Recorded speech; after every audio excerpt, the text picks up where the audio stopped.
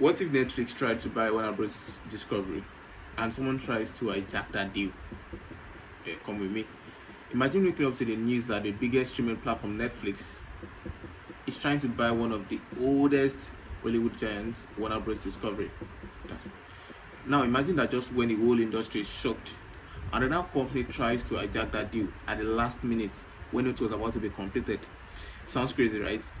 Well, today we are breaking down when such a deal would mean, when or why it would shake the entertainment world, and how an hijack could even happen. Let's be clear first. There's no official announcement that Netflix is buying Warner Bros. Discovery. It's still more like um, let's say an equitable one. It's not legal yet. But industry watchers have been talking about for months about how the streaming wars are getting tougher, costs are rising, and big studios are looking for stronger partnership. So let's talk about this kind of deal. If it ever happened, it would be one of the biggest moves in entertainment history. Why would Netflix want Warner Bros? If Netflix were to consider acquiring Warner Bros. Discovery, it would be for the three major reasons: content power. Warner Bros. Owns huge franchises in like DC, Harry Potter, Game of Thrones, and many classic films. Adding this to Netflix will instantly give it the strongest library in streaming history. Imagine, imagine having like Game of Thrones, how heavy the Game of Thrones content is. Imagine having it in your library. The second one is the competition pressure. With rivals like Disney Plus, Amazon Prime, and Apple TV getting stronger, Netflix will want a way to dominate again. They need to dominate real big. Global reach. Combining Netflix global audience with Warner Bros. Studios and production power will change how movies and shows are made, thereby improving Netflix 10 times or times higher. Now imagine the hijack. Netflix was about to complete this deal when it was now informed rather, that there was an hijack attempt yesterday. Now imagine this: the industry wakes up one morning and hears rumor that another tech giant, definitely rich, or traditional studio is trying to jump in and make a higher offer before Netflix closes that deal.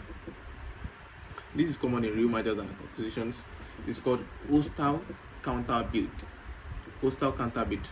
Netflix is bidding, and now there's something like an hostile counter bid. They're trying to chase Netflix away because they know that these companies are available and this is what we are capable of getting from them.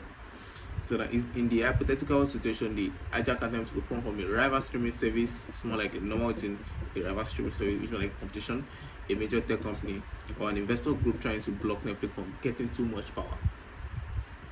The goal would be simple: stop Netflix from gaining control of the world's most valuable content catalog. Even the rumor of a hijack attempt to create chaos, stock prices will move, investors will panic, employees at Warner Bros. Will be unsure of their future, and the entertainment world would go into full speculation mode. What would it mean for viewers? If a deal like this ever became real, these movies might stream only on Netflix. HBO style shows could appear alongside Netflix originals. Subscription prices would change. Competition would either drop or even get more aggressive. It would reshape everything from cinema releases to how fast shows drop rather on streaming platforms.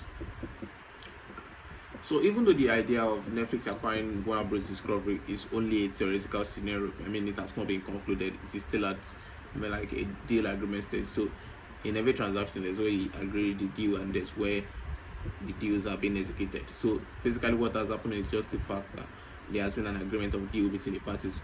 Imagine when you want to sign a player, there's that part where deals have been agreed between the clubs, and when deals have been agreed with the players, then it takes then another duration or another settings for deals to be officially agreed to, which is now executed.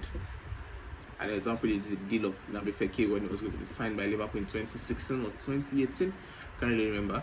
So that's one. So even though the acquisition of Warner Bros. By Netflix is still a theoretical scenario, it is a powerful look into how the entertainment industry would evolve. Streaming is no longer about shows; it is about power, ownership, and global influence. And if a deal like this ever becomes real, trust me, the world would definitely try to hijack it I mean, it's going to be like, it's going to go a long way. So I very much hope they don't get to acquire it, because the competition will be lesser, and it will probably at some point reduce Netflix standard, because if there's no one competing with them, they just um believe that there's a monopoly in the market, and they just try to live up their own standard, even when their service would maybe be poor.